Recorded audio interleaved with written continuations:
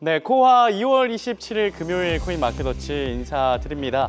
네, 미국과 이란의 3차 회담이 종료됐고 상당한 진전이 있었다고 언급되면서 지정학적 리스크가 줄어들 기미가 보이고 있습니다. 그러나 워낙 하락세가 심했기 때문에 파생 시장에서는 경계하는 신호를 보이고 있는데요. 다만 긍정적인 건 현물 시장에 수급이 들어오고 있다는 겁니다. 어제 반등이 이어서 오늘도 상승 기류를 이어갈 수 있을지 더 자세한 이야기는 두 기자와 함께 나눠보도록 하겠습니다. 한경 블록체인 전문 미디어 블루민비트의 이수연 기자, 블록스트리트 최준 기자 함께합니다. 어서 오십시오. 네, 안녕하십니까. 네, 안녕하십니까. 자, 그럼 2월 27일 금요일 오늘도 암호화폐 시장 전체 흐름을 뉴스메타의 키보드 차트를 통해 살펴보도록 하겠습니다. 먼저 시장 전체의 흐름을 보여주는 키보드 토탈 라인 차트 확인합니다. 네, 단기 추세선인 주황색 RSI 라인 꺾였다가 또다시 상승하면서 상승 기류를 타려고 하고 있습니다. 장기 추세선인 초록색 시그널 라인 같은 경우에도 같이 좀 상승하려는 모습 보여주고 있는데요. 오랜만에 장단기적으로 상승 시그널을 보여주고 있다. 이렇게 보실 수 있겠습니다. 네, 다음은 비트코인의 시가총액 점유율을 뜻하는 비트코인 도미넌스 확인해 보도록 하겠습니다. 현재 57.94%입니다. 비트코인의 점유율이 아직은 코인 시장에서 높다라고 볼 수 있겠고요. 이어서 USDT의 시가총액 점유율을 보여주는 테더 도미넌스는 7.86%입니다. 어제도 이 비슷한 수치 가지고 있었죠. 7.86%. 어쨌든 그래도 7%대로 내려온 것은 다행입니다. 그러나 좀 더 내려와야 암호화폐 시장에 수급이 들어올 수 있다는 점 참고해 주시고요. 네, 이어서 USDT 살펴봤고 다음으로 중장기적 관점으로 암호화폐 시장에 점수를 주는 키포인트 스코어 35.85%입니다. 조금만 5%만 올라도 상승 시그널을 나타낼 텐데 이 5%가 안 올라서 횡보하는 시그널을 나타내고 있고요. 단기적 관점의 라이브 키포인트 스코어는 3.62% 미약합니다. 단기적으로는 횡보할 것이다. 역시나 이렇게 분석하고 있습니다. 네, 이렇게 해서 뉴스메타의 키보드 차트를 통해서 암호화폐 시장의 전체적인 흐름 살펴봤습니다. 차트 내용은 매매 시 참고용으로 활용하시고 투자는 신중하게 결정하시기 바랍니다. 네, 오늘도 유튜브 한국경제TV 채널과 한국경제TV 글로벌 채널에서 동시에 방송되고 있기 때문에 실시간 채팅에 참여하실 수 있습니다. 궁금한 코인도 문의해 주시고 활발하게 소통해 주시기 바랍니다. 우리 애청자분들 많이 들어오셨죠. 땅비니님, 이준재님 등등등 겨자콜라님도 들어오셨는데 많은 소통 부탁드리겠습니다. 자, 그러면 본격적으로 주요 코인 소식 알아보도록 하겠습니다. 비트코인입니다. 이번 주 정말 비트코인 롤러코스터였는데 첫 번째 이슈 헤드라인으로 만나보겠습니다. 네, 헤드라인 젠슨 황이 보내준 구조대 비트코인 기술주 강세 급반등. 이 기술주의 투자 심리를 살리면서 비트코인도 같이 튀어 올라왔다는 건데 정말 우리 젠슨 황제님께 감사해야 될 것 같습니다.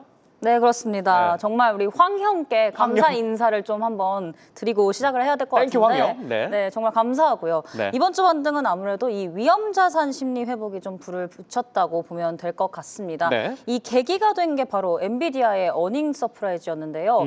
엔비디아의 4분기 매출이 681억 3천만 달러로 시장 기대치를 웃돌았고요. 네. 조정 주당 순이익도 1.62달러로 예상치를 상회했습니다. 네. 이 때문에 시간 외에 주가가 한때 4%를 넘게 뛰면서 기술주 전반의 분위기가 확 살아났죠. 네. 그 온기가 그대로 코인 시장으로 번지면서 비트코인도 반등세를 보인 겁니다. 네, 근데 엔비디아는 실적을 공개해놓고 주가는 좀 꺾였는데 네, 그렇죠. 이게 웃긴 게 다른 시장, 뭐 국장의 뭐 반도체나 코인 시장이나 이런 데 좀 활력을 불어넣어줬습니다. 그런데 여기서 또 하나 우리 USDC의 발행사 서클 실적이 또 활력을 불어넣어줬죠. 네, 맞습니다. 네. 사실 우리 서클이 IPO하고 나서 많은 조롱을 받지 않았습니까? 진짜 그때 엄청 급등했다가 꺾이면서 네. 와 이게 뭐냐 조롱 네. 받았죠. 과연 뭐 너네가 잘할 수 있겠냐라는 조롱을 받았지만 네. 그거의 우려를 좀 싹 씻어버리는 그런 그쵸. 실적이 좀 나왔습니다. 네. 이번에 스테이블 코인 발행사인 이 서클이 좀 시장 신뢰 회복 쪽으로 좀 힘을 보탠 것 같은데요. 이 서클의 4분기 매출이 7억 7천만 달러로 전년 대비 77% 증가했습니다. 네. EPS 역시 0.43달러로 시장 예상치를 168% 이상 웃돌았는데요. 네. 배경은 역시 이 USDC의 유통 규모가 증가했다는 겁니다. 4분기 USDC 유통이 이 753억 달러로 전년 대비 72% 급증했고요. 네. 준비금을 국채 같은 안전자산에 굴리니까 이자 수익도 같이 늘었다는 해석이 나왔죠. 어허. 그래서 시장 입장에선 스테이블 코인 쪽도 좀 펀더멘탈에선 좀 괜찮네 이런 해석이 나오면서 안도감이 이 리스크 선호 회복에 플러스가 된 겁니다. 그러니까요. 이 일각에서는 스테이블 코인 진짜 쓰는 사람이 있을까? 라고 그렇죠. 이야기가 좀 돌았는데 이 뭐죠? 서클에서 실적을 공개하면서 증명을 했잖아요. 아, 쓰는 사람 많다. 네, 그렇습니다. 그래서 지금 암호화폐 시장에 활기가 불어넣어지고 있다인데 주은 기자, 네. 지금 그래도 진짜 말하는 대로 네. 반등세가 나타나고 있습니다. 차트 그렇습니다. 상황 어떻습니까? 차트상 매우 양호하고요. 네. 네. 그리고 뭐 사실 이 스테이블 코인 앞서 이제 언급하셨는데 뭐 실제로 저도 자주 씁니다. 네. 그래서 점점 스테이블 코인? 네, 스테이블 코인의 오호. 사용처는 늘어날 것으로 이제 보여지고 네. 비트코인 같은 경우도 제가 사실 62,870달러 62870, 62870을 그렇게 외쳐대면서 62870. 저점이다, 도전하셔야 된다. 우리 솔수영 기자 나온 숙명여대, 숙명적으로 무엇인가를 하셔야 된다라고 거듭 말씀드렸는데 결국 다 말하는 대로 됐습니다. 그래서 네, 사실 이 62870 저점 이렇게 빠르고 정확하게 알려준 곳 우리 6시 네코인, 코인마켓워치 뿐이 없다는 걸 다시 한번 말씀드리겠고요. 어허, 네. 네. 비트코인 같은 경우는 지금 또 상승을 하더라도 제가 여기 68770을 말씀드렸죠. 상승을 하더라도 이 선을 넘겨줘야 되며 동시에 이 선에서 저항이 발생할 수 있을 것이다 라고 말씀드렸고 네. 지금 3일 연속으로 이렇게 또 여기 선에서 68770 선에서 막히고 있으면서도 그러면서도 바로 빠지는 것이 아니라 이 저점 앞에서 두 번씩이나 잡아들였던 이 저점으로의 또 반등세에 힘입어서 지금 여기 67,970달러, 67,085달러 박스대에서 지금 그래도 잘 또 횡보를 단기적으로 해 나가고 있어요. 그래서 앞으로 주말 동안 곧 보여드릴 테더 도미넌스 움직임이 정말 중요한데요. 네. 이 박스대 계속 유지해 나가는 것이 좋고 그리고 워낙 전날 그리고 전전날 이 상승에 대한 힘이 좋기 때문에 오늘 밤 혹은 내일 새벽에 다시 한번 이 68,770달러를 도전하는 그런 또 움직임이 또 높은 확률로 나올 수 있을 것이라고 보여집니다. 네. 자, 그러면은 테더 도미넌스를 좀 살펴봐야 되겠죠. 테더 도미넌스도 역시 말하는 대로 이 빨강색 선 8% 정말 이탈해 주어야 된다. 네. 넘으면은 물론 이미 또 다시 하락한 구간 잡아드렸지만 이 구간 또 제가 잡아드렸죠. 그래서 이 구간 8% 그리고 밑에 여기 노란색 7.92% 아래로 빠져줘야지 시즌이 그래도 지속될 수 있다라고 네. 말씀을 드렸어요. 그래서 지금 아직 오늘 밤 이 앞서 비트코인 좀 올라간다라고 말씀드렸으면은 반대로 이 테더 도미넌스는 코인이랑 어떻게 된다? 내려간다. 반대로 반대죠. 모습을 보인다 말씀드렸잖아요. 그래서 지금 여기 또 역시나 7.91을 여기가 또 중요한 구간으로 또 지금 이렇게 다 잘 테더 도미넌스 버티고 있는데 여기를 이렇게 좀 하방 이탈하는 모습 그리고 설령 단기적으로 다시 이게 반등한다고 하면은 이 높은 확률로 지금 다시 이 8%대에서 다시 또 저항 맞고 이 하방을 향해서 또 도전할 수가 있어요. 그래서 아하. 설령 지금 단기적으로 몇 시간 동안 비트코인이 또 하락하고 코인들이 하락한다 그러면은 이 테더 도미넌스가 이 8% 구간에서 다시 또 저항을 맞는지 요거를 또 체크해 주시면 아주 좋을 것 같아요. 그래서 제가 바라보는 시나리오대로 잘 흘러가고 있고 네. 이 테더 도미넌스가 결국은 이 노란색 선 7.92 밑에서 좀 마무리가 돼야지 우리는 다시 한번 우리가 기대하는 그런 상승 사이클을 또 맞이할 수 있을 것이다 말씀드릴게요. 자 네. 그리고 다시 비트코인 월봉 차트로 돌아와서 월봉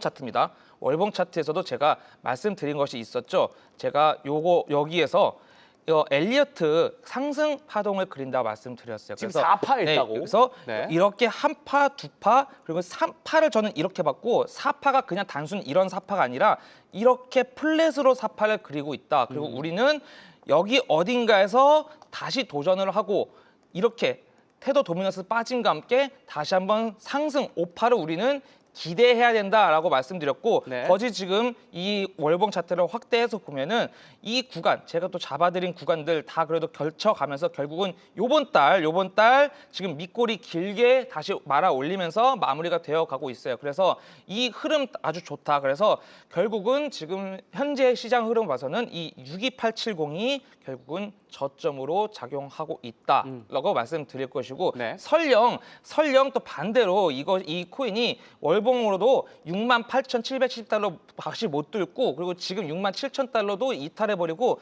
다시 한번 이 62,870달러를 향해서 하방 도전을 하게 된다면은 그때는 또 제가 말씀드린 구간이 있죠. 네. 61,500달러 구간, 요 구간이 또 다시 우리가 도전해야 될 구간이다. 그런데 현재 흐름은 지금 다시 이 구간들을 깨어버리는 것이 아니라 차트상이 지금 67,000달러 구간에서 시간 단위로 좀 지저분한 왔다 갔다 횡보를 보이다가 어느 순간 한번 다시 이 68,770달러를 돌파하면서 또 여기를 안착하는 그림이 나와줄 수 있겠다. 요것이 가장 지금 양호 베스트 시나리오로 저는 분석하고 기대하고 있습니다. 네, 이렇게 해서 월봉상으로 플랫 오파가 나타날 수 있는 유력한 시나리오를 비트코인에서 살펴주셨습니다. 계속해서 비트코인 두 번째 이슈 살펴보도록 하겠습니다. 헤드라인 보여주시죠. 네, 과연 비트코인 현물 ETF 올해 최대급 유입이다. 그런데 강세 전환은 아직이다. 이게 진짜 참 어려운데 ETF에 진짜 대규모 자금이 들어왔다는 이야기죠. 근데 시장에서는 아직이다. 이야기가 도는데 워낙 투심이 좀 위축돼서 그런가요? 네, 맞습니다. 사실 숫자만 보면은 확실히 강한 건 맞는데 네. 아직이라는 얘기가 나오고 있습니다. 네. 일단 25일 기준으로 보면요. 비트코인 현물 ETF에 5억 달러 이상 유입이 됐고요. 최근 이틀 동안 누적으로 7억 5천만 달러가 추가됐습니다. 네. 그래서 블룸버그도 이걸 최근 들어서 가장 큰 폭의 유입이라고 평가를 했습니다. 다만 이런 자금 유입은 반가운 건 맞는데요. 이 시장 체력이 완전히 돌아온 건 아닙니다. 왜냐하면 지금 온체인 데이터상 이 손실 상태의 공급량이 꽤나 큰 상황이거든요. 손절하신 분들이 많다는 거죠? 네, 그렇습니다. 네, 그러면 이 손실 상태 공급량을 따로 보여주는 온체인 데이터가 있을까요? 네, 있습니다. 이 비트코인의 총 손실 공급량이라는 지표가 있는데요. 네. 이게 매입 단가가 현재 가격보다 높은 비트코인 수량을 의미합니다. 네. 쉽게 말해서 그러니까 현 시점에 물려있는 비트코인 수량이 얼마나 되냐 이렇게 보시면 되는데요. 이 지표의 7일 평균이 약 920만 개까지가 올라가면서 유통량의 거의 절반이 손실 상태로 나타났습니다. 네. 그래서 글래스노드는 이게 역사적으로 약세장 후기에 자주 나오는 특징이라면서 초기 급락 국면보다는 바닥을 형성하는 영역에 가깝다고 진단을 했는데요. 네. 그러니까 변동성과 취약성은 남아 있는데 완전 초반 공황보다는 바닥 다지기 구간에 가까워 보인다는 겁니다. 그렇다면 이게 바닥이라면 찐 저점이라고 네. 얘기를 할 수 있잖아요. 근데 왜 또 강세 전환은 아니다 이렇게 이야기를 하는 거죠? 근데 핵심은 매수 주체가 그만큼 안 들어왔다라는 겁니다. 매수 사줄 사람이 없군요. 네, 일단 확실하게 매수했다라는 좀 힘이 안 붙었다고 볼 수가 있는데 네. 그걸 또 보여주는 지표가 있습니다. 이 글래스노드가 축적 추세 지표를 같이 봤는데요. 이 지난달 5일 이후에 0.5를 밑돌고 있습니다. 네. 이건 그만큼 대형 투자자 중심의 공격적 매집이 아직 뚜렷하지 않다는 뜻입니다. 즉, 그러니까 ETF로 돈이 들어오기는 했는데 네. 현물에서는 꾸준히 받아주는 확실 매수가 강하게 붙었다고 보기에는 이르다는 겁니다. 그러니까 결국에 우리가 진짜 강세 전환이다라고 말할 수 있으려면 네. 이 현물을 재흡수하고 현물, 네, 고래가 지속적으로 매입을 해주고 고래. 그리고 기간 흐름이 확실하게 좀 전환이 돼야 된다. 이 삼박자가 뚜렷하게 좀 보여야 강세 전환이라고 할 수 있을 것 같습니다. 모두가 좀 매수하자라는 시장이 와야 이제 강세 전환이 가능한데 지금은 ETF 자금만 들어오고 있기 때문에 그 힘은 좀 미약하다라고 말씀을 해주셨습니다. 이렇게 해서 비트코인 이야기를 좀 해봤고요. 다음은 이더리움 확인해 보도록 하겠습니다. 이더리움 헤드라인부터 살펴보겠습니다. 네, 이더리움. 비탈릭 예고 물량보다 더 팔았다. 이제 매도 끝. 이 2대 성인이 있잖아요. 비탈릭 부테린하고 톰리. 이 이더리움 창립자 비탈릭의 이더리움 매도 소식 저희가 지금 세 번째 전해드리고 있는데 계속 나오고 있죠. 그쵸. 원래 근데 예고했던 물량보다 더 팔았다면서요?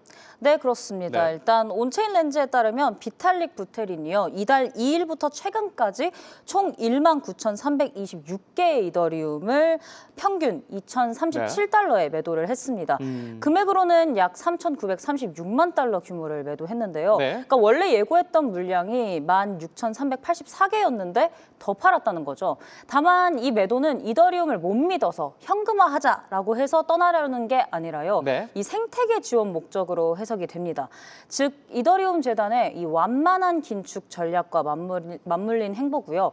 확보된 자금은 이 이더리움의 기술 개발을 위해서 투입될 것으로 알려졌습니다. 이 이더리움 창립자 비탈릭 부테린이 이더리움을 매각한 게 돈이 없어서가 아니라 이 기술력을 확보하기 위해서 매각을 한 건데, 근데 시장이 좀 그래도 걱정을 하는 거는 더 팔 거냐, 매도 물량이 더 나오면 떨어질 수밖에 없잖아요.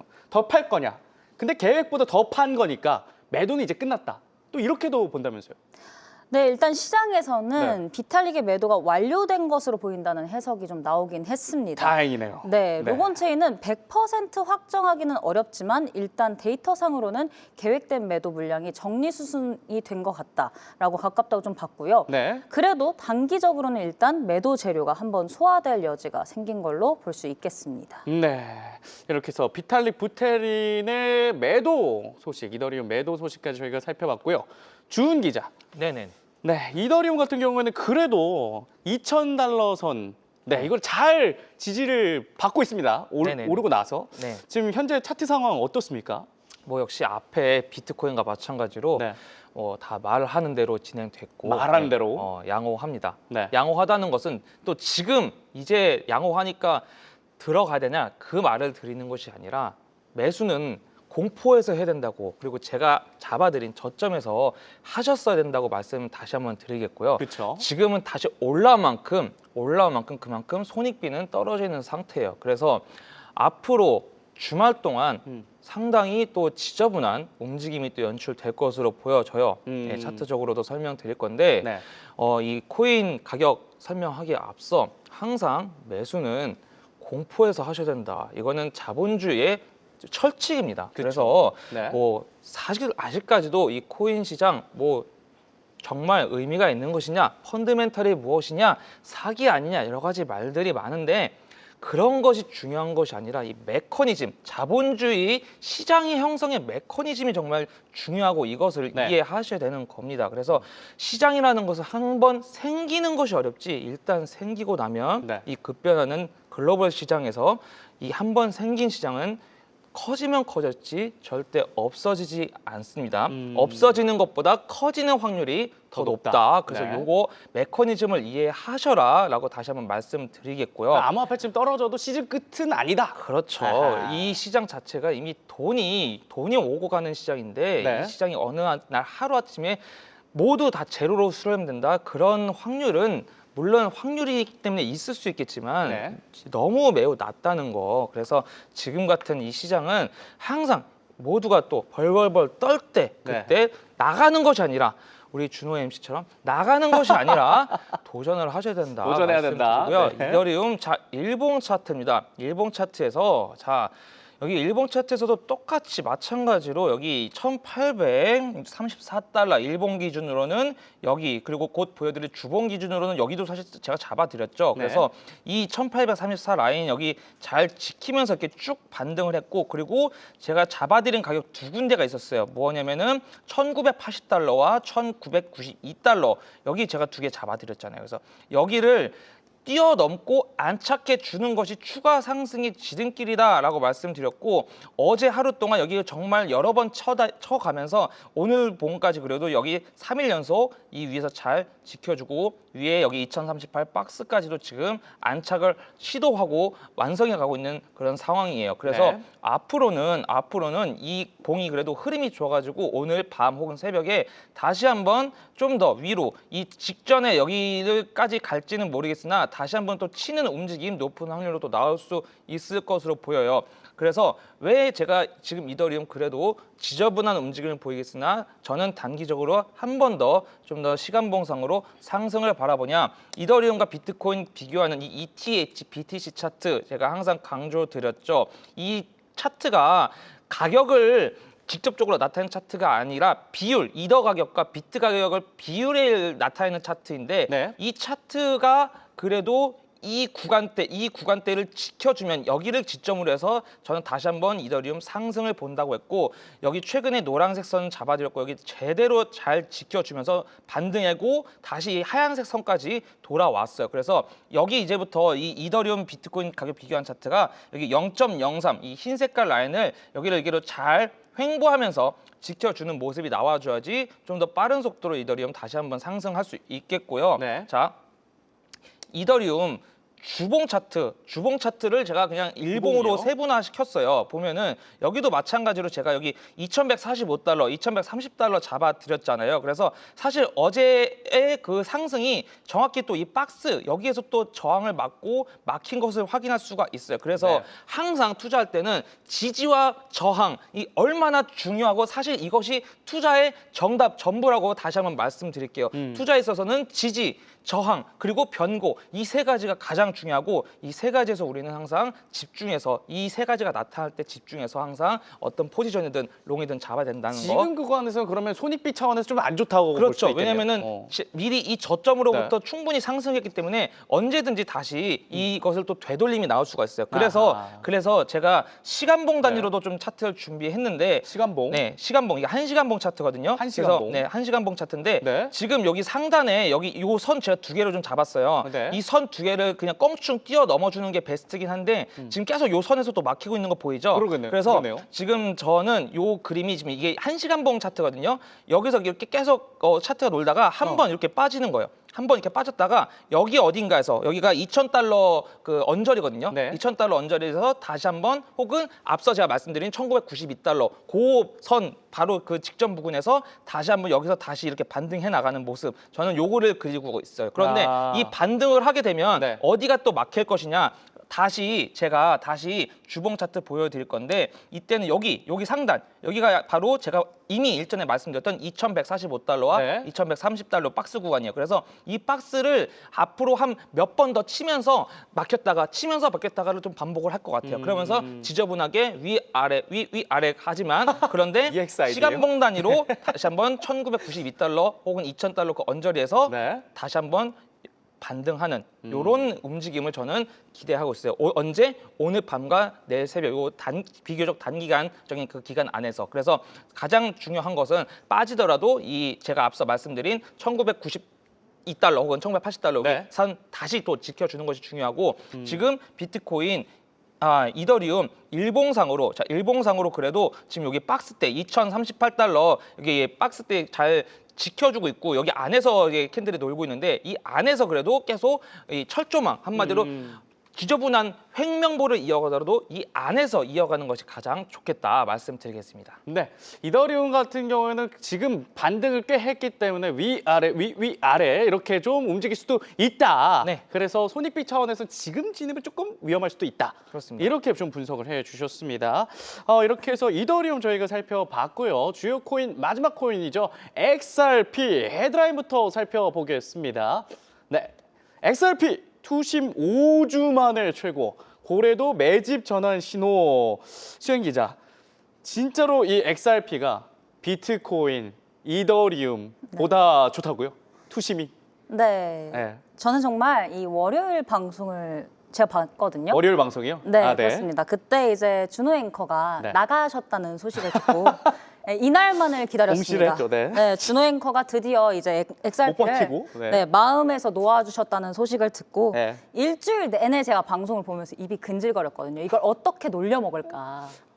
동료의 슬픔은 동료의 기쁨이군요. 네, 저의 기쁨이니까. 그래요, 네. 그리고 시청자 여러분들도 사실 뭐 준호 앵커의 고통은 즐거움이라고 많이들 얘기하시니까. 그리고 실제로 또 반등을 하니까 네, 실제로 또 즐거움으로 반등을 하니까 다가오셨죠? 즐거워하시잖아요. 그래서 제가 어떻게 놀려 먹을까 네. 너무 고민을 했는데 고민했는데 사실 뭐 특별히 놀릴 것도 없어요. 왜요? 왜냐? 이 지표들이 준호 앵커의 마음을 정말 아프게 할 정도로 네. XRP를 마음에서 떠나보내시자마자 좋게 나오고 있거든요. 네, 귀신같이 좋게 나오고 있더라고요. 제가 희생했습니다, 여러분. 네, 일단 네. 네, 정말 수고하셨다는 말씀 다시 한번 해드리고 싶고요. 얼마나 좋게 나왔길래. 네, 네. 일단 보시면요. 네.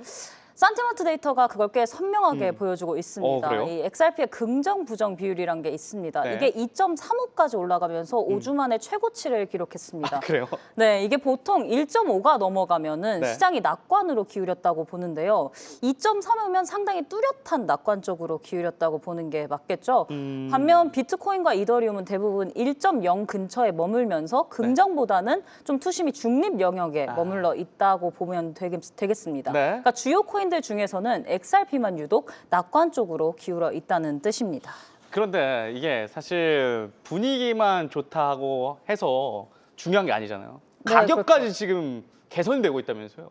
네, 그렇습니다. 어제 방송에서도 이제 언급이 됐지만 네. 실제로 이제 우리가 반등을 제가 알기로 23일, 4일 이쯤에 거의 1.5달러 부근까지 올랐잖아요. 그렇죠. 그때 실제로 이제 거래량도 급증을 한 게 이제 나왔습니다. 네, 어제 방송에도 언급이 됐는데요. 네. 개인 매수량이 무려 212%나 212%. 네, 급증을 했습니다. 이 매도 주문량을 2배 이상이나 앞질렀고요. 기관 투심도 굉장히 긍정적입니다. 네. 이 11월 중순 출시된 이후 XRP 현물 ETF가 약 11억 달러 순자산을 유치했고 네. 매주 꾸준히 순유입을 기록했고요. 순유출은 단 5일만 발생했습니다. 그러니까 연초 이후 계속 하락세였던 비트코인 ETF 흐름과는 좀 대조적이라서 네. 시장 전체에서 돈이 빠져나간다기보다는 가상자산 시장 내에서 좀 자산 배분이 이동하는 것이 아니냐는 해석도 같이 나오고 있습니다. 이게 최근에 이런 리포트가 있었잖아요. 비트코인과 리플이 디커플링 돼서 올라갈 수도 있다. 그래서 지금 이런 게 전조 증상이 아닌가라는 생각도 드는데 큰 손들, 고래들의 매도세도 줄어들고 있다면서요? 네, 맞습니다. 일단 어. 고래들이 좀 덜 팔고 있다는 신호도 같이 나오고 있는데요. 네. 실제로 고래 매도 압력이 눈에 띄게 줄고 있다는 데이터가 나오고 있습니다. 최근 XRP 고래 순유출이 12월 마이너스 3,350만 XRP에서 최근 약 마이너스 330만 XRP 수준으로 크게 개선됐습니다. 네. 중요한 건 같은 기간 가격이 약 25% 하락했는데도 유출이 급감을 했는데 그만큼 유통 구조가 좀 진정됐다는 신호로 볼 수 있겠죠. 고래가 덜 판다 정도가 아니라 다시 좀 모은다. 이런 것도 확인됩니까? 네, 있습니다. 그래요? 네. 네. 고래들이 지금 굉장히 좀 손익비가 좋은 구조로 보고 있나 봐요. 1.42달러 부근쯤이. 네, 좀 오. 나가신 이 준호 앵커도 다시 관심을 가지실까 봐 약간 두렵긴 한데요. 네. 일단 글래스노드에 따르면요. 최소 1000 XRP를 보유한 지갑들이 다시 매집을 좀 시작했다고 합니다. 이는 대량 보유자들이 이 단기 저점 부근에서 포지션을 잡고 있을 가능성을 시사를 하고 있는데요. 과거 작년, 그러니까 지난해 4월에도 고래 매도세가 비슷하게 둔화된 이후 몇 달 동안 XRP 가격이 50% 이상 급등한 사례가 있었다는 점이 같이 좀 언급이 되고 있습니다. 네. 물론 이 과거가 그대로 반복된다고 단정을 할 수는 없습니다. 그래도 적어도 수급 측면에서는 좀 하방을 누르는 힘이 약해지는 방향이라고 볼 여지는 있겠습니다. 네, 리플의 상황이 전반적으로 개선되고 있는 흐름, 뭐 개인이나 고래나 기관에서 이 수급 자체가 개선되고 있는 흐름 살펴주셨습니다. 주은 기자, 네. XRP 차트 오늘 근데 두 기자분들이 XRP 얘기할 때 저를 볼 때마다 약간 왜 팔았냐 약간 이런 표정이신데 어떠세요? XRP 어떤가요? 네, 결론부터 말씀드리자면 우리 이준호 앵커 또 놀려요? 다시 네. XRP 돌아오셔서 빨리 여기 자리 잡으시면 좋겠어요. 그 정도로 네. 좋군요 지금 차트가. 어떻게 보면 다시 이 네. 나가라 쭝키에게 다시 들어오라 마지막 오. 기회가 될 수 있다는 거 그래요? 말씀드릴게요. 그래서 네. 또 이러면은 여기서 잡았는데 떨어지면은 어떡해요?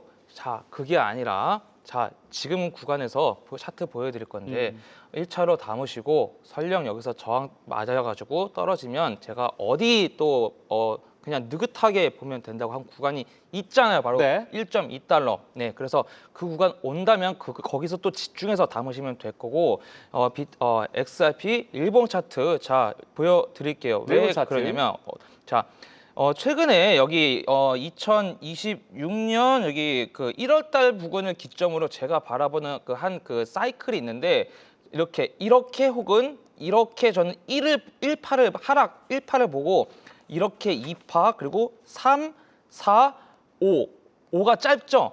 이게 바로 절단 이 파동에 있어서 절단이 저는 낮다고 보고 있어요. 네. 그래서 코마오 오랫동안 시청하신 분들은 절단 어떤 얘기 하시는지 또 알아들을 수 있을 것인데 네. 자, 이 구간 비트코인과 이더리움과 다르게 XRP는 제가 일전에 되돌림이 적게 나타나고 언제 다시 한번 말아 올릴 거다라고 말씀을 드렸죠. 그리고 정확히 여기서 우리 준호 앵커가 나가자마자 다시 상승을 했어요. 네. 자, 그러면서 잡아들인 가격이 두 개가 있었어요. 앞서 우리 이수연 기자도 언급을 했는데 여기 1.44달러와 1.46달러 두 가지 선 제가 말씀드렸죠. 여기서 정확히 또 저항을 또 맞고 있잖아요. 그래서 이 선 아래에 있을 때 여기 어딘가에서 마지막으로 또 도전을 하셔야 되는 구간이다. 설령 여기서 저항세가 세가지고 빠지면 여기서 1차 매수하고 여기 1.2달러 구간에서 매수하면 평단가가 대충 여기 1.25 혹은 1.3달러 언저리가 이렇게 맞춰지게 되어 있어요. 그래도 이 가격 정말 평단가로서 메리트 있는 가격이다. 다시 한번 말씀드릴게요. 그래서 물론 이 구간에서 구매했는데 바로 올라가면 좋겠죠. 그러나 네. 앞서 말씀드렸다시피 1.44달러, 1.46달러가 중요한 또 여기 파란색 선까지 겹쳐 있으니까 여기가 정말 중요한 또 저항 구간이다. 그리고 실제로 3일 연속 여기서 지금 저항 나타나고 있잖아요. 네. 그래서 이 구간대에서 이 밑에 있을 때 오히려 또 이렇게 좀 더 XRP 지금 저항 맞고 있으니까 더 빠질 수 있는 거 아니야? 이런 공포심이 또 나올 때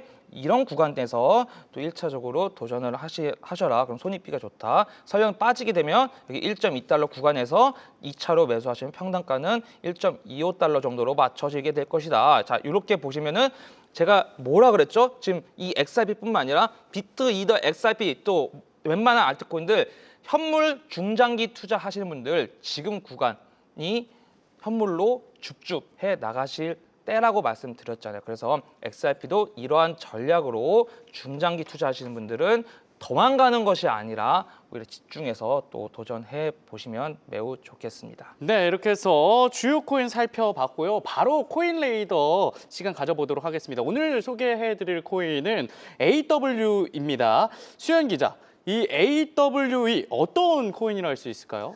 네, AWE는 일단 Autonomous World Engine의 약자입니다. 발음이 굉장하신데요? 네, 일단 네, 좀 민망하네요.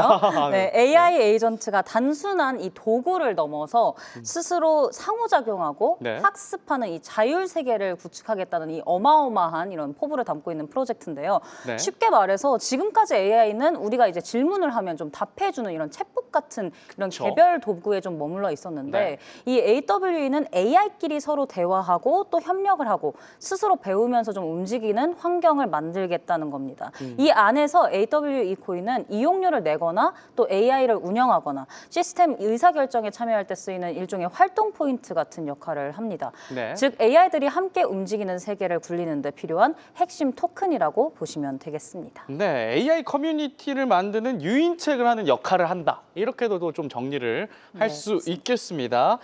주은 기자님, 네. 최근 이 AWE 가격 변동이 꽤나 큰데 네. 기술적으로 좀 어떤 특이 사항이 좀 있을까요? 뭐 사실 이 단독으로 이 AWE가 어떻게 될 것으로 보이냐라고 하는 것은 정말 의미가 하나도 없어요. 네, 정말로 이 메커니즘을 제가 네. 이해해야 된다고 말씀드렸죠. 그렇죠. 네. AWE 업비트에 상장되어 있는 수많은 알트코인들 중에 하나입니다. 네. 알트코인 같은 경우는 제가 이 차트, 아더즈, 시가총액 상위 10개 제외한 나머지 잡 알트코인을 모아놓은 오호, 네. 이 차트가 정말 중요하다고 말씀드렸죠. 그래서 그쵸. 이 차트 어느 순간 또 안 올 것 같았지만 어느 순간 벌써 노란색 선 지금 접점에 이미 들어왔습니다. 네. 그래서 이 노란색 선 안착하고 이 위에서 캔들이 놀아주면 제가 어떻게 될 것이다? 알트코인 다시 한번 미니 불장 연출될 것이다. 요 메커니즘을 가지고 이 AWE도 바라봐야 되는 겁니다. 자, 실제로 알트 불장이었잖아요. 어제 알트 위주의 상승. 그렇죠. 네. 그래서 결국은 AWE 단독으로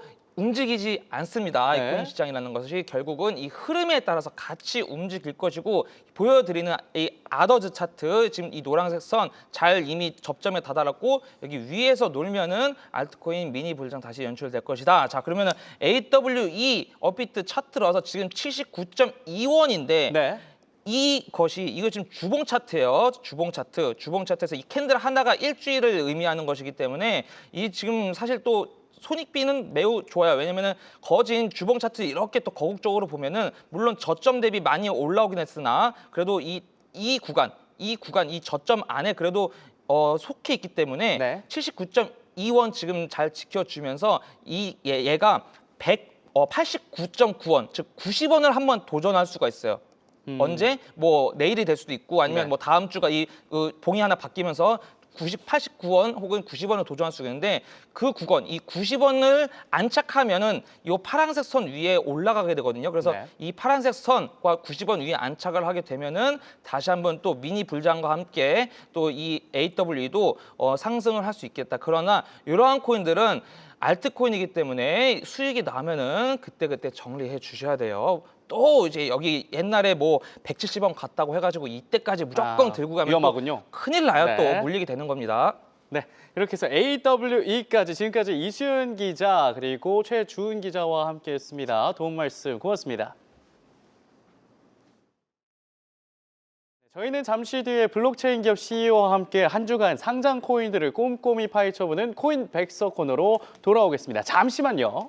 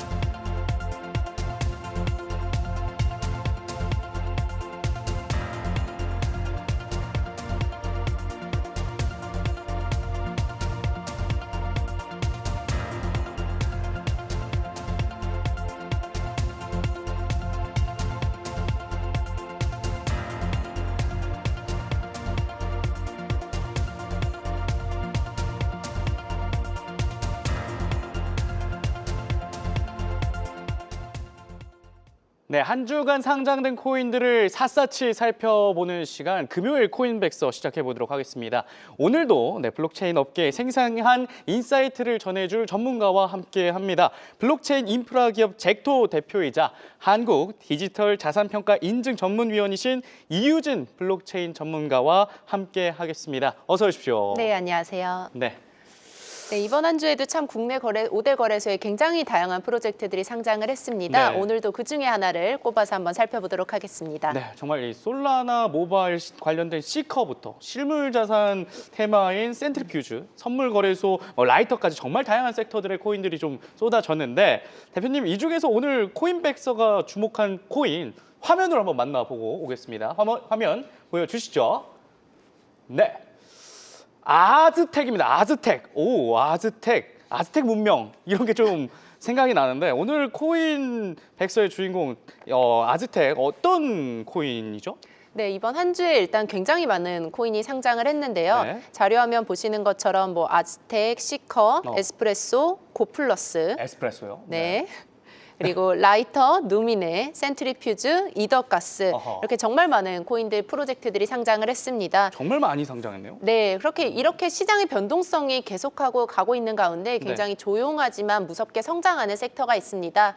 여러 가지 이렇게 프로젝트들이 동시에 상장하는 경우에는 저희가 이렇게 흐름을 보면 시장이 어디로 어떤 방향으로 움직이고 있는지를 좀 추측을 해볼 수 있는데요. 네. 특히나 뭐 게임이라든지 아니면 뭐 모바일 같은 이런 대중적인 섹터도 좋지만 네. 지금 월가와 실리콘밸리에서 거대 자본이 투입이 되고 있는 시점이 바로 이 저희가 오늘 주목하는 아즈텍 프로젝트를 살펴보는 이유이기도 합니다.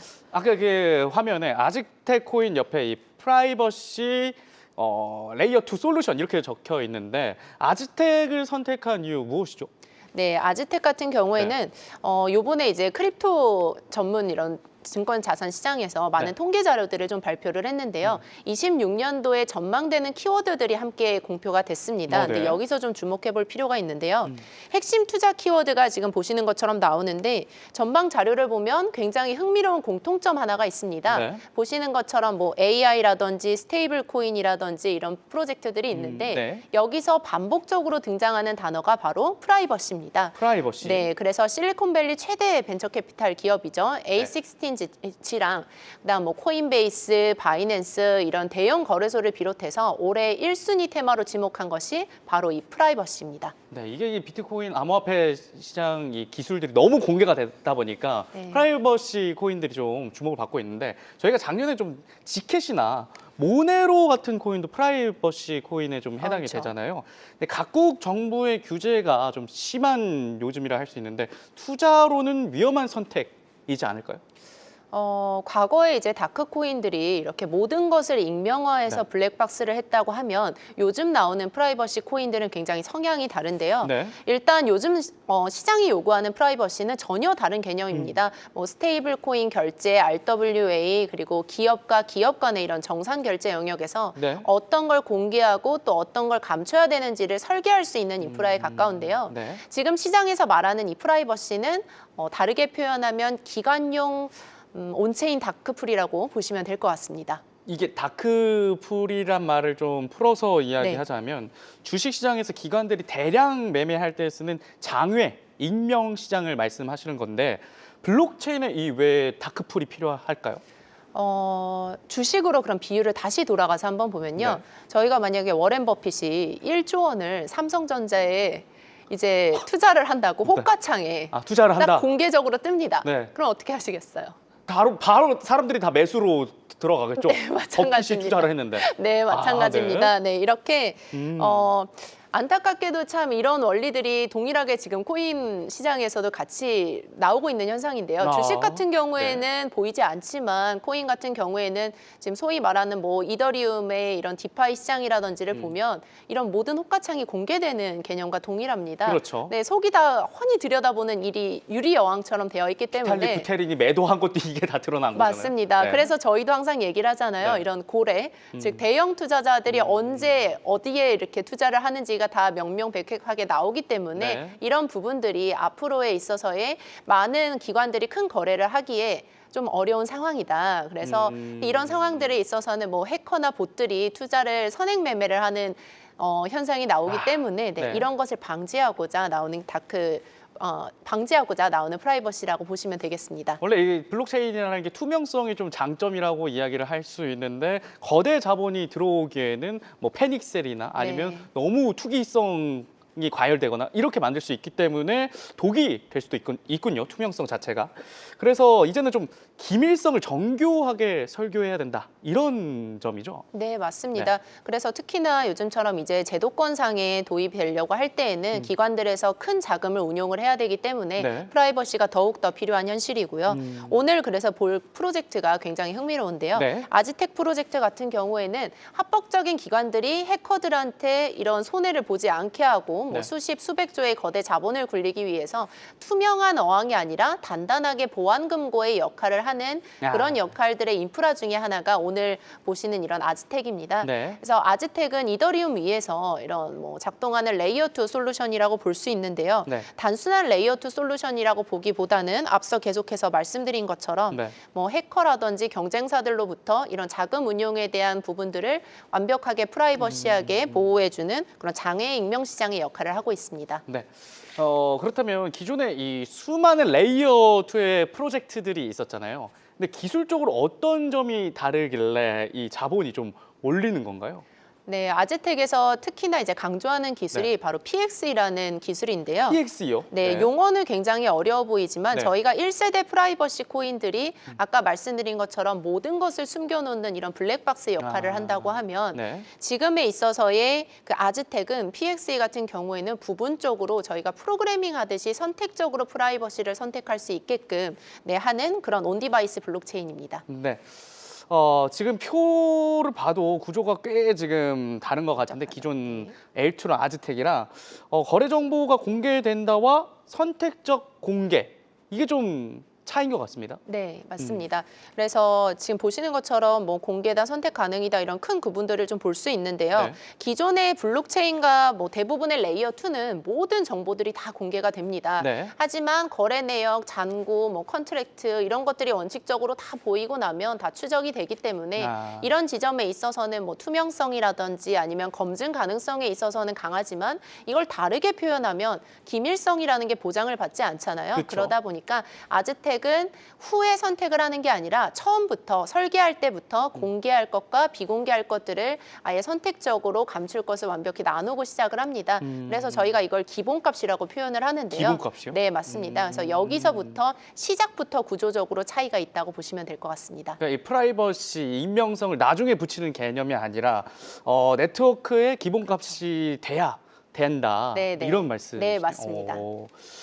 근데 이 개발자 입장에서도 좀 다르게 느껴졌을 것 같습니다.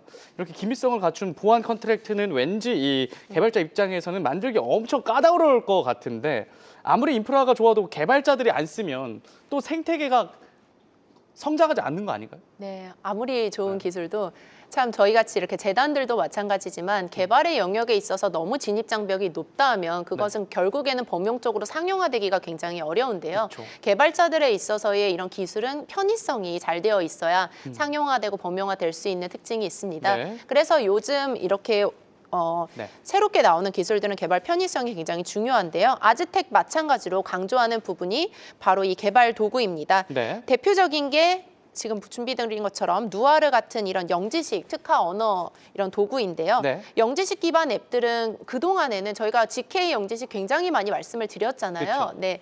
정말 좋은 기술인데도 불구하고 개발자분들이 굉장히 까다롭게 여기는 영역 중에 하나입니다. 그래요? 많이 쓸 줄 알았는데. 그만큼 개발 난이도가 조금 높습니다. 네, 그래서 굉장히 좋은 기술이기는 하지만 개발 난이도가 굉장히 높은 이런 허들이 있었는데요. 네.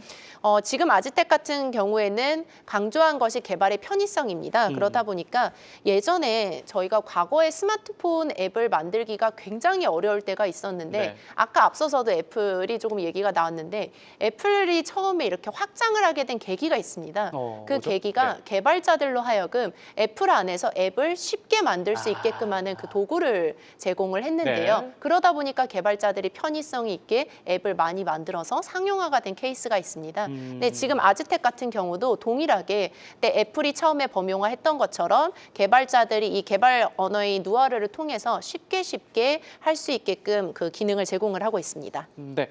조금 더 이 개발자들이 어떻게 쓰는지 구체적으로도 살펴볼 수 있을까요? 네, 한번 네. 보실까요? 그러면은 뭐 이제 아즈텍 홈페이지에서 네. 뭐 나르고라는 이런 핵심 소프트웨어가 있는데요. 그걸 쉽게 이렇게 다운을 받습니다. 그냥 다운받아요? 네, 맞습니다. 게임 그러면 다운받듯이. 네. 매일매일 쓰던 것들이 있잖아요. 그쵸. 본인들이 이런 쓰던 코드에다가 연결만 하면 되는 구조인데요. 어. 새롭게 개발 언어를 배울 필요도 없고 네. 연동 하나만으로도 이용을 할 수 있습니다. 그래서 다르게 얘기하면 저희가 뭐 아즈텍의 기능을 증권사 API에 연동하듯이 그대로 연결시켜서 쓰는 네. 것처럼 저희가 쓰고 있는 이런 온체인 다크풀을 그대로 API 연동 하나만으로도 네. 기능을 사용할 수 있게끔 시스템을 구축할 수 있게 판을 깔아준 겁니다. 그냥 다운로드만 받아서 연동만 시키면 쉽게 쓸 수 있다. 네, 맞습니다. 훨씬 접근하기가 좀 네. 쉬울 것 같습니다. 그런데 여기 조금 더 나아가는 기술력이 있다고 하셨네. 여기에서의 활용 점정은 네. 또 샌드박스 기능이 있습니다. 샌드박스 기능. 네, 그건 어떤 뭐냐면 기능이죠? 네. 뭐 예를 들어서 주식할 때 저희가 새로운 로직을 따거나 했을 때 뭔가 시장에서 바로 테스트를 한다고 하면은 손해를 볼 수 있잖아요. 그렇죠. 네, 갑자기 근데 마찬가지입니다. 코인에서도 내가 새로운 기술을 개발을 했는데 네. 프라이버시라고 해서 영재식 기술을 사용해서 개발을 했는데 이거를 막상 시행을 해보려고 하면 가스비 수수료가 많이 들겠죠. 그리고 여러 가지 시행착오가 있을 수 있습니다. 하지만 그 기능을 이 샌드박스를 함으로 인해서 수수료를 전혀 내지 않고 모의 테스트 하듯이 주식에서 모의 시장 하듯이 한번 테스트할 수 있게끔 이렇게 열어두고 있습니다. 네, 이렇게 해서 샌드박스 기능까지 제공을 하는 게 좋을 것 같은데 이렇게 잘 만들어진 온체인 다크풀 위에서 실제 우리 실물 경제는 기업들의 자금은 어떻게 좀 움직이는지 이게 좀 실용성이 궁금합니다. 네, 지금 이제 2026년에 가장 큰 메가 트렌드를 뽑자고 한다면 저희가 뭐 스테이블 코인도 할 수 있고 RWA 코인도 들 수 있습니다. 그래서 뭐 이런 RWA 같은 경우도 그렇지만 스테이블 코인 같은 경우도 보면 예를 들어서 A 기업이 하청업체에다가 뭐 언제 얼마를 어떤 금액으로 어떻게 송금했는지가 일일이 내역이 다 이더리움 망을 통해서 경쟁사들한테 실시간으로 공유가 된다고 하면 문제가 굉장히 커지잖아요. 네. 네, 그러다 보니까 여러 가지로 뭐 포지션 규모라든지 진입 시점, 뭐 청산 가격 이런 것들을 실시간으로 노출하지 않고 프라이버시를 통해서 조금 더 검증은 되지만 전략적으로 감출 수 있는 부분들을 할 수 있고요. 네. RWA도 마찬가지로 그런 부분들에 있어서 전략적인 보호가 가능한 구조입니다. 투명성은 유지하되 전략은 보호하는 구조가 필요하다. 이런 이야기도 네, 될 수도 있겠습니다. 맞습니다. 자, 그러면 이 어떤 측면에서는 그동안 이 기관과 기업들이 블록체인 도입을 좀 망설여하는 것 같기도 해요. 왜냐하면 결국 이 각국 금융당국의 규제라는 거대한 벽이 좀 네. 있을 것 같은데 당장 유럽만 해도 가상자산법 MiCA법을 강력하게 밀어붙이고 있는데 당국의 입장에서는 속이 안 보이니까 이 네. 아즈텍 자체가 속이 안 보이니까 자금 세탁을 우려해서 야 너네 이거 하지 마 이럴 수도 있는 거 아닌가요? 네, 그래서 가장 프라이버시 섹터를 투자하시는 분들의 투자자분들이 가장 염려하시는 부분들입니다. 네. 처음에 기술이 좋다고 해서 진입을 했는데 나중에 제도권에서 문제가 되면 어떡하나라는 고민을 굉장히 많이 하시는데요. 네. 지금 앞서서 설명해 드렸던 것처럼 3세대 프라이버시의 핵심은 사전에 프로그래밍이 가능한 프라이버시입니다. 그래서 처음 설계 때부터 선택적으로 프라이버시 기능을 넣기 때문에 네. 지금 기업 입장에서도 완벽하게 영업 기밀을 보호할 것들은 보호를 하다가 세금의 이슈나 어떤 행정적인 문제가 생겼을 때는 바로 정부 차원에다 정보를 제공해 줄 수 있게끔 하는 이런 마스터키, 그러니까 뷰잉키라고 하는데요. 네. 여기서 그런 기술들을 통해서 완벽하게 행정적으로 문제없이 100% 사전에 제공해야 될 정보들은 따로 제공할 수 있게끔 투명하게 진행을 하고 있습니다. 이게 완전히 그냥 숨기는 게 아니라 사법 당국이 원하면 보여줄 수 있는 그런 구조다. 네, 그래서 맞습니다. 좀 암흑돈으로는 갈 수는 없다. 네. 이렇게 이야기를 나눌 수 있겠습니다. 네, 오늘 코인백서에서는 이렇게 단순한 암호화폐를 넘어서 글로벌 금융 인프라의 뼈대를 바꾸고 있는 온체인 다크풀 아즈텍에 대해서 살펴봤습니다. 네, 코인 마켓워치 저희가 준비한 소식은 여기까지입니다. 저희는 다음 주 이 시간에 다시 찾아뵙도록 하겠습니다. 시청해주신 여러분 고맙습니다.